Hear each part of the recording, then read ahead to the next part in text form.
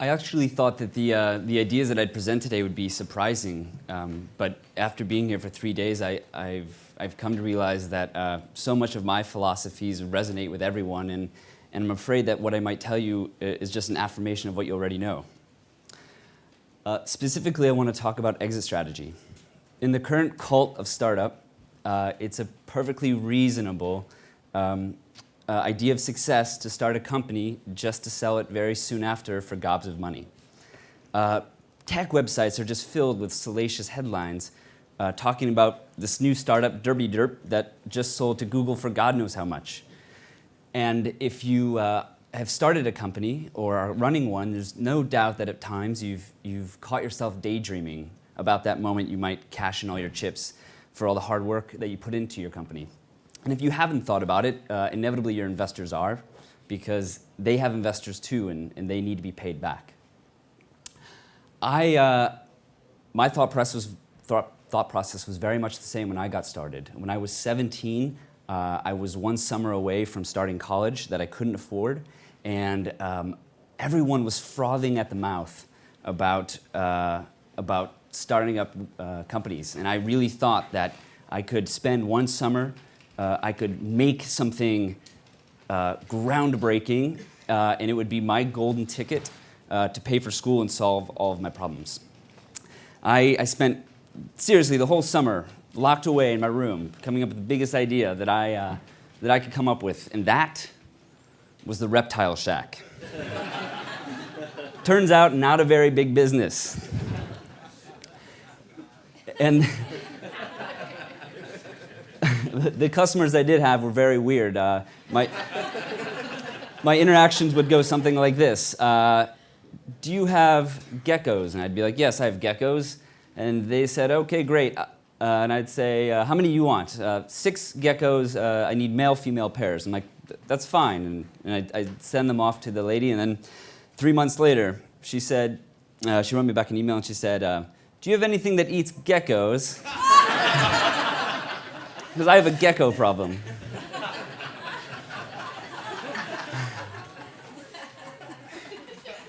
So I just let this business fizzle, and I finished school.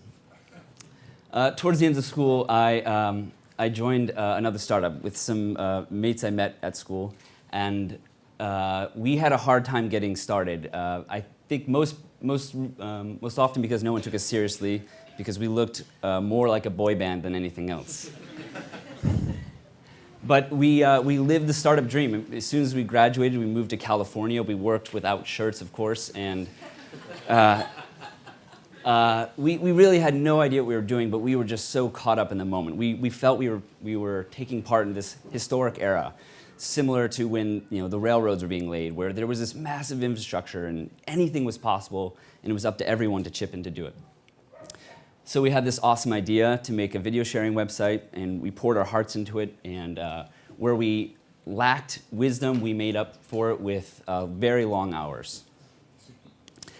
And after just a few short years of graduating school, our team had grown. We hadn't even raised any money. We were at 70 people, I think, when this photo was taken. And it was beautiful. We were so enthusiastic, we were optimistic. It was the kind of company where people would just stop everything to break out a video camera and take an obnoxious viral video and post it to the web. Piece of trivia, there's one fellow in here, Zach Smith, who actually went on to co-found MakerBot, and he spoke last year at Do Lectures. So,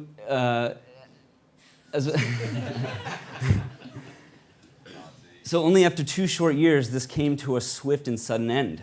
The very first billionaire to come along and offer us money to purchase it was a no-brainer for us. It was exactly what we had built the company to do. This is what it was all for. This is what it was supposed to be about. And at the age of 23, my partners and I sold our company. There's a great, there's a quote, it's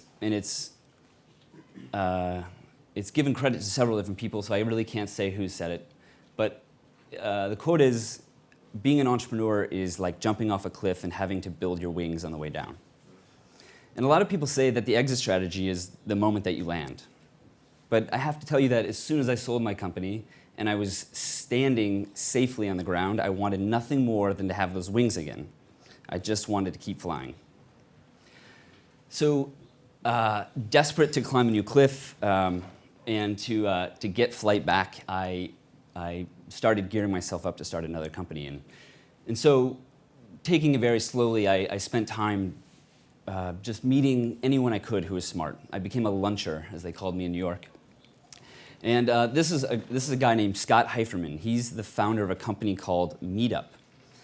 And he gave me the most tremendous advice I think I'd ever received, which was, well, it was more of a personal revelation on his part. He told me that year he had realized that he wasn't the founder and CEO of Meetup.com. He was the founder and CEO of Meetup, that he had realized that he was in it to spend a lifetime creating experiences and tools to allow people to come together around common interests. And that Meetup.com was just the first permutation of many permutations of ideas and tools that he would develop. And he began to help me realize that I shared a similar hunger to really commit myself to one thing, or at least to create a company that had no horizon. There's obviously lots of precedent for this. There's great entrepreneurs throughout history who devoted their entire lives to doing something innovative, something that they were uniquely passionate and skilled to do. The likes of Henry Ford, Steve Jobs, Elon Musk, who's the most contemporary example. But there's one person who is quite anonymous, I think, in the community of entrepreneurs still, despite the fact that his company has been mentioned several times at Do Lectures. This is Yvon Chouinard. And I stumble upon him. He is the founder of Patagonia. But before he founded Patagonia, he actually created a company called the Chouinard Equipment Company. He was the pioneer of modern rock climbing and invented the sport of ice climbing.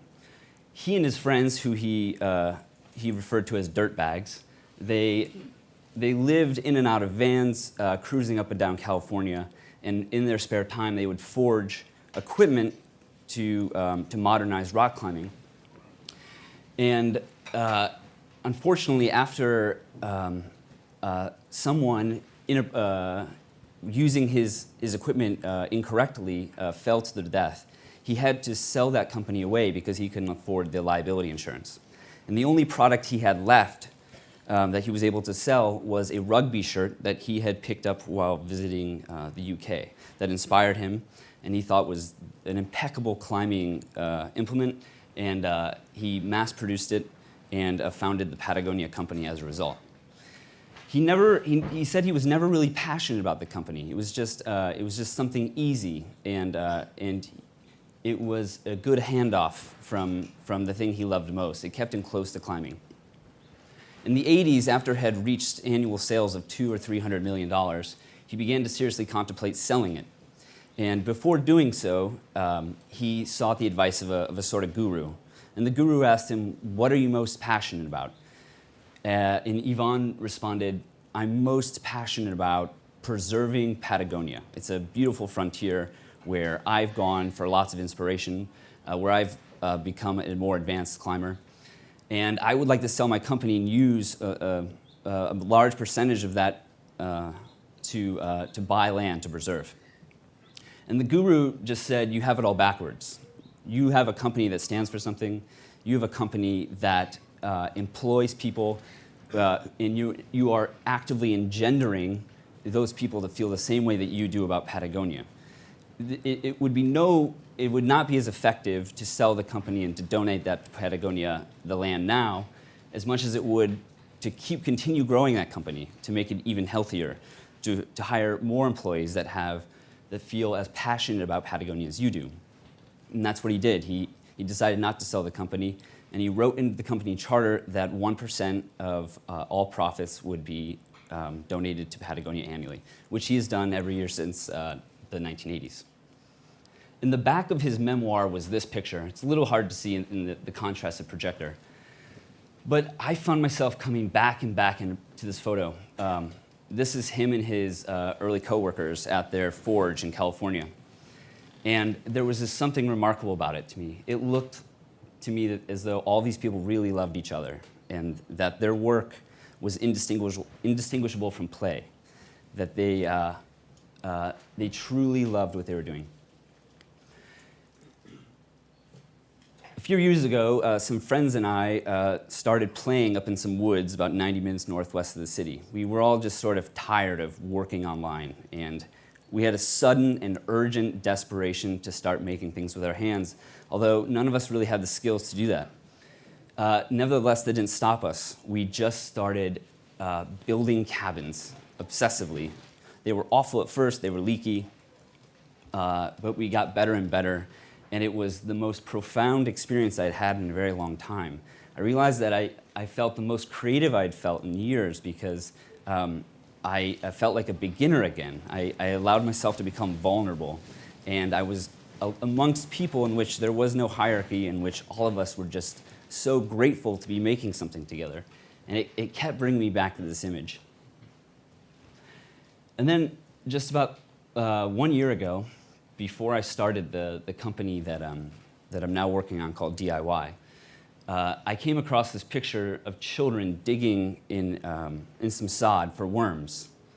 And again, I look back between these images. And I just sort of realized that we're born to know how to work with each other, how to collaborate, and how to be creative. And I think we need to look backwards in ourselves because I think it comes naturally, and over the years it gets beaten out of us. That what we should be doing is pursuing companies that allow us to play, that allow us to be beginners, that allow us to be learners. Naturally, we are mesmerized by the world. Naturally, we learn effortlessly through observation of our friends. Naturally, we're scientists and explorers.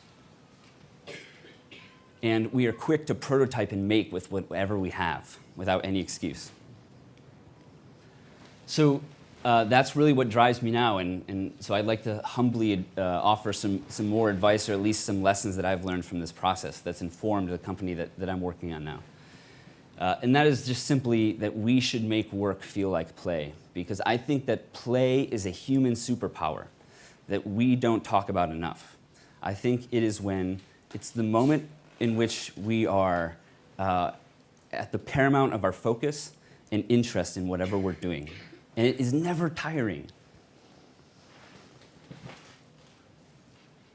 So to create a company that feels like play, first it starts with you. You need to lead with a beginner's mind. You need to create the conditions in which no one is vulnerable or feels vulnerable to be a learner. And when I was drafting this slide or looking over it today, I thought about Do Lectures himself. I thought, what incredible leaders David and Claire and the other founders of Do are. They epitomize this slide. They've led us by simply creating a framework in which all of us feel comfortable coming here and passionately sharing our ideas. The second thing I've learned is that if you're looking for co-founders, you've probably already met them. In your lifetime, our lifetimes, we make thousands of decisions that lead us to this particular time and place. And it's not random that the people sitting around you are there. They've also made similar decisions. And with these people, it's more likely that we can trust and resonate with.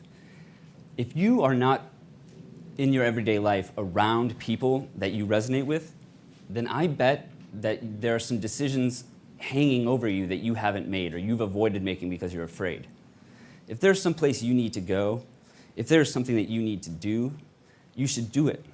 Because going to those places and making those decisions will likely lead you to the people that will make you feel most creative and most comfortable.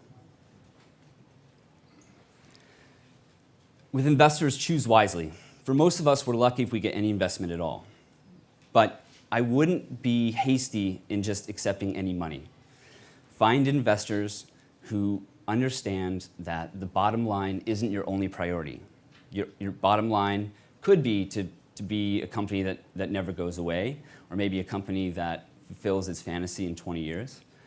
Or maybe it's to contribute to culture, to create great jobs, but make sure that that's baked into your business plan and that your investors buy into it. Third is that not all jobs are created equal. Most jobs are crap, and that's because most companies are founded for one reason, and that's to be profitable, to be valuable. And because of that reason, we often ask way too much of our employees, and we don't give them much back. And I think that one of the greatest joys of being an entrepreneur is creating a company that can offer people jobs that are meaningful and will lead to interesting lives. And finally, treat the people that use the thing that you make as a community. If you're doing it right, you're making something that you love for yourself, and the people who are also using that product, they're not customers, they're not users, they're people just like you, they're your neighbors. So in closing, I beg you to do something valuable as your investors want, but also to solve worthy challenges, contribute to culture, help make your employees' lives interesting, stand up for what's important, and behave as if your company is going to be here 100 years from now. Build the company you wouldn't sell.